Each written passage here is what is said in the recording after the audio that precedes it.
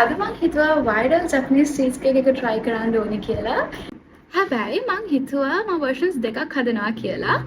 Original විදියට Greek yogurt එක biscuit දාලා අනිත් එක Sri Lankan yogurt එක Mari biscuit දාලා තමයි මම try කරන්න හිතුවේ. මම දැන් පෙන්නන්නම් මගේ ingredients ටික. Biscoff, Greek yogurt, Highland yogurt, Mari biscuit. හරි අපි දැන් හදමු. ටික දාගත්තා. මම දැන් Greek yogurt එකට biscuits ටික stuff කරගන්නවා. මම හිතනවා ගොඩක් දාන තරමට රස වෙයි කියලා. ඉතින් මම පුළුවන් තරම් feel කරා. මෙන්න මේ විදියට. මම දැන් මේ විදියටම Sri Lankan yogurt දාලා එකට Mari biscuit stuff කරලා බලනවා.